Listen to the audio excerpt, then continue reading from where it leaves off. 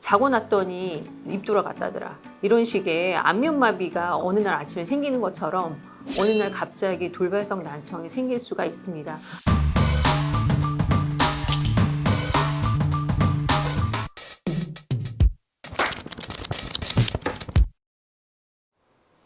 안녕하십니까. 이비인후과 전문의 신유리입니다.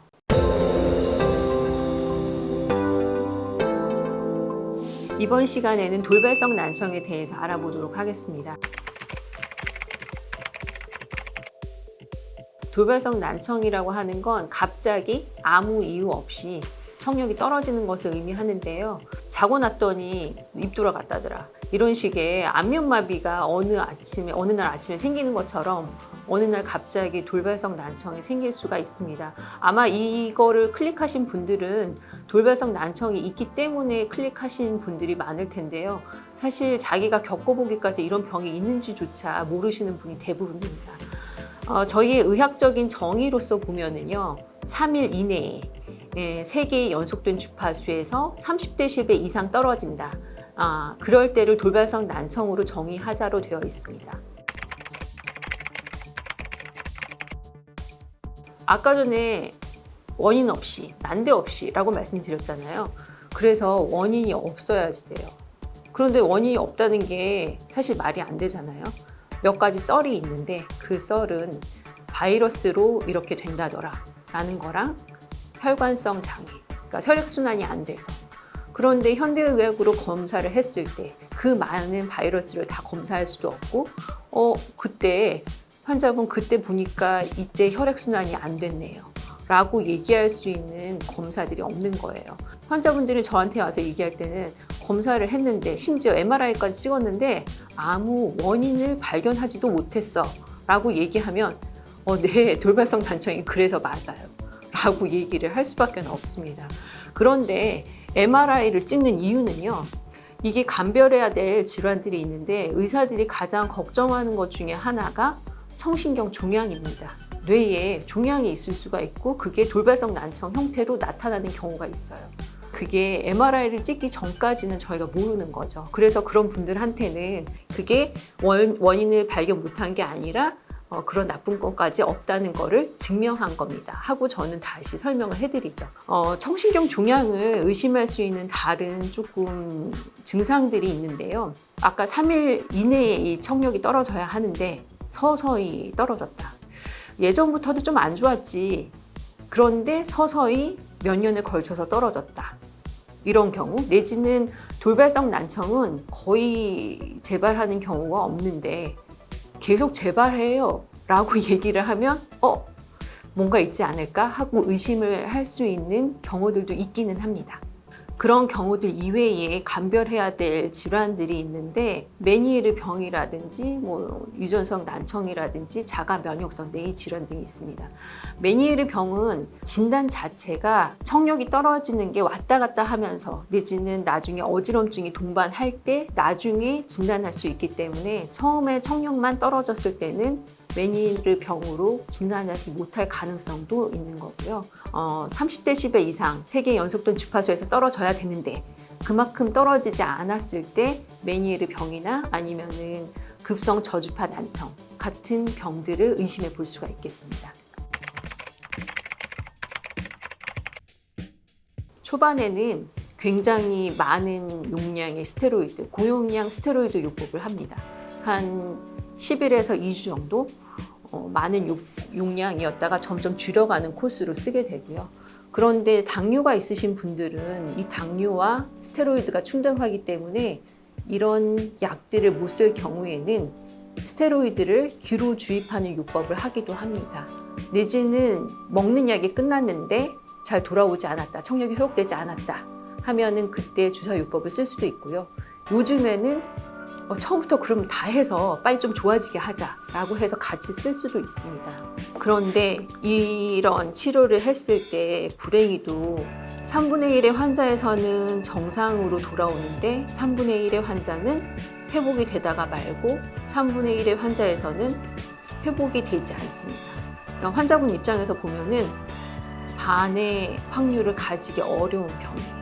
그런데 그런 아까 얘기했던 초기 치료들이 한 달에서 한 달 반 정도 되는데 이 결과는 발병한 지 한 3개월쯤 지났을 때 청력의 마지막 파이널을 저희가 이 결과라고 판정을 하거든요. 그러면 환자분들은 그 사이의 기간 동안에 회복이 안 됐을 때 굉장히 좌절하게 되시죠. 검사는 많이 했는데 특별한 게 나온 게 없고 약은 먹었는데 이제는 이제 치료 방법이 없다고 하고 기다리라고 했는데 청력은 아직 돌아오지 않았고 이런 경우에 여러 가지 병원을 돌아다니시게 되는데 그때 돼서 제가 만약에 환자분이 오시게 되면 그동안에 이제 검사 결과에서 빠진 게 없나를 체크해서 간별 질환들을 보고 이때 가장 힘들어하는 것이 안 들려서 힘들어요 라고 얘기하시는 분보다 사실은 이명 때문에 힘들어 하시는 분이 대부분입니다. 난 난청은 됐으니까 이명만 없애줘. 저도 이명만 없애드리고 싶은데요. 불행히도 난청, 청력이 그렇게 떨어지게 되면 안에 있는 세포들이 굉장히 불안정해지면서 거기서 소리를 내는 것이기 때문에 난청 때문에 이명이라는 증상을 가지게 된 거거든요. 그래서 이명만 약을 딱 써서 없애드릴 수가 없어요. 그래서 그 부분이 어떻게 연결된가를 다시 설명을 드리고 이명에 어떻게 익숙해질 수 있는지 내지는 난청 때문에 이렇게 따라온 결과이기 때문에 이 이명 자체가 다시 청력을 떨어뜨리지 않는다라는 부분에 대해서 설명을 드리고 그 이명에 익숙해져 갈 수 있는 방법들, 이명 재활 훈련 치료라고 부르는데요. 이런 부분에 대해서 포커스를 맞추게 되는 시기입니다. 이제 3개월이 지나게 됐을 때 환자분들이 힘들어하는 것에 이제 포커스를 맞추게 되는데 이명을 힘들어하시는 분이 있고 서서히 이명에는 적응이 돼 가는데 결국에는 난청, 안 들리는 것이 힘들다라고 얘기하시는 부분들이 있거든요. 근데 이때까지 야구를 했으니까 야구로 안 됐을 때 그 다음 할 수 있는 방법은 이제 기계적인 방법이죠. 기계적인 방법이라고 봤을 때 가장 많이 사용하는 게 이제 보청기인데 어떤 남아있는 청력을 증폭해서 소리를 크게 키우는 거기 때문에 이 남아있는 청력이 웬만해야, 그러니까 아예 없으면 보청기를 하지 못하는 거고요. 어느 정도 이제 청력이 있을 때 보청기로 증폭을 했을 때의 소리가 남아있는 반대편 귀와 어느 정도 조화를 이룰 수 있을 때 보청기가 효과적입니다. 그래서 대부분의 환자들한테 보청기를 권하지 못하는 경우가 많고요. 하지만 이렇게 청력이 안 돌아왔지만 이명이 너무너무 심하기 때문에 보청기를 권하는 경우는 있습니다. 그러니까 보청기로 다른 소리를 조금 크게 하면은 이명이 거기에 많이 묻혀서 환자분들이 편해하는 경우가 있기 때문에 그런 경우에 조심스럽게 저희가 보청기를 권하고요. 그 다음에 보청기의 조금 특이한 형태로 크로스 보청기라는 게 있습니다. 크로스 보청기는 양쪽에 보청기를 한 쌍으로 끼는 건데요. 이쪽이 안 들리는 귀라고 치면 여기에 있는 소리들을 모아서 실시간으로 이쪽 보청기로 전달을 해주는 기계예요. 쉽게 얘기하면 이쪽 귀를 빌려 쓰는 거죠. 그런데 오른쪽 귀를 막기 때문에 이 정상 귀도 조금 불편해하는 환자분들도 있고 장점이라고 하면 이쪽 귀의 청력이 더 떨어졌을 때 이쪽 보청기에 증폭해서 쓸 수 있는 장점도 있습니다. 하지만 빌려 쓰기 때문에 그러니까 소음이 많은 경우에 이쪽 소음이 반대편으로 너무 많이 전달이 되면 이쪽에 들을 것도 제대로 못 듣는 경우가 있거든요. 그래서 소음이 너무 많이 있는 곳에서 근무하시는 분들한테는 별로 도움이 되지 않습니다. 조용한 사무실에서 일을 하는데 회의가 굉장히 많다. 그랬을 때는 이쪽으로 들을 때마다 환자가 이렇게 귀를 기울여야 되는 일들이 많은데 그런 수고나 노력들을 줄여주는 면에서는 좋고 내지는 택시 운전기사분들 오른쪽에서 늘상 손님이 타는데 이쪽 귀가 안 들리면 굉장히 불편하죠. 그럴 때 이쪽 소리를 반대편으로 옮겨주는 역할. 그래서 어떤 환자분의 라이프 스타일이라든지 환자분의 니드에 맞춰서 저희가 상담을 하게 되고요. 비슷한 원리로 골전도 임플란트라는 것이 있습니다. 골전도 임플란트는 골전도, 뼈를 통해서 소리를 전달하는 것이죠. 그래서 이거는 안 들리는 쪽에 골전도 임플란트를 하는 건데 형태는 여러 가지가 있습니다. 이렇게 헤드셋 모양도 있고 붙이는 형태도 있고요. 수술로 삽입을 할 수 있기도 합니다. 하지만 이렇게 외부 장치가 있기 때문에 이런 부분들은 알아두셔야지 되고, 이 부분은 여기서 소리를 전달할 때 전제가 반대편의 달팽이관으로 소리를 전달하는 거기 때문에 반대편의 달팽이관, 청력이 정상이어야 된다는 전제 조건이 있습니다. 즉, 이쪽에 청력이 떨어지면 소용이 없게 되는 거예요. 그리고 아까 얘기했듯이 이것도 반대편의 귀를 빌려 쓰는 거기 때문에 소음이 있는 상황에서 효과적으로 작동하지 못하게 될 가능성이 있습니다. 그러면 이쪽을 그러면 쓰고 싶은데 그런 방법은 없을까? 인공와우가 대안이 될 수가 있습니다. 인공와우는 그 달팽이관에 직접 전극을 삽입해서 신경을 자극하는 형태이기 때문에 앞에 설명한 두 방법과는 달리 이쪽 귀를 정말로 이용하는 방법이죠.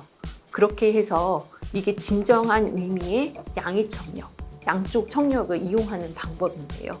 결국 양쪽의 청력이 있어야 방향성, 어디에서 소리가 나는구나, 내지는 소음 상황에서 듣는 것, 이런 것들이 다 좋아지게 되는데, 예전에는 한쪽 귀를 듣는데 아니 한쪽 안 들린다고 인공와우를 해?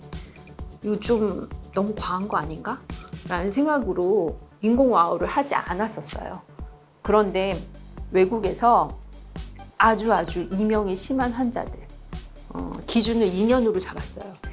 2년 이상 이명이 너무 심한 환자들에게 인공와우 수술을 한 의사가 있었는데, 그런 센터에서 계속 데이터를 모으다 보니까 10년 이상이 됐을 때 이명도 굉장히 좋아지고 청력도 굉장히 향상되는 것을 보고 2013년부터는 유럽에서는 인공와우 보험을 적용하기 시작했습니다. 근데 아직까지 우리나라에서는 보험 적용도 안 될 뿐 아니라 환자분한테 이제 설명을 드리면 불편은 한데 이걸 달 정도는 아니다라고 얘기하시는 분들이 많으세요. 하지만 또 하신 분들은, 젊은 분들은 또 적극적으로 선택하는 경우가 많거든요. 그런 분들은 이 좋은 걸 왜 안 하는지 잘 모르겠다라고 얘기하시는 분들도 있고요. 그러니까 사람마다 굉장히 다른 것 같아요. 하지만 이런 거를 누구는 좋다고 하니까 환자분 꼭 하세요가 아니라 환자분들의 어떤 니드에 의해서 하실 수 있는 옵션이라고 저는 설명드리고 싶습니다. 처음에 이런 돌발성 난청이 왔을 때 맨 처음에는 어떻게 보면 내 청력이 떨어졌나? 잘 모르는 분들도 많아요. 이명으로만 오거나 같이 어지러움이 너무 많이 발생을 해서 정신없이 난청에는 신경을 못 쓰는 경우. 하지만 결과가 좀 나쁘기 때문에 저희가 조금 빠른 시간에 오셔서 치료를 했으면 하는 그런 생각들이 있고요.